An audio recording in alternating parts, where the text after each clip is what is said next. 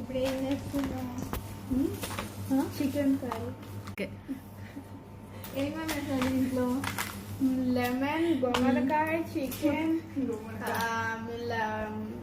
Beetroot, Hyderabad chicken. తెలి సరే చెప్పు. రెసిపీస్ వచ్చు చాలా. చెప్పు ఏమొచ్చు? ఎనీ నాకు ఇందాక క్యారెట్ స్వీట్ చేసావు కదా, చెప్పు. క్యారెట్స్ వేయాలి, క్యారెట్ వేసి వాటర్ వేయాలి, అప్పుడు సాల్ట్, అప్పుడు షుగర్. అవును, స్వీట్ లో సాల్ట్ వేస్తారా అన్ని?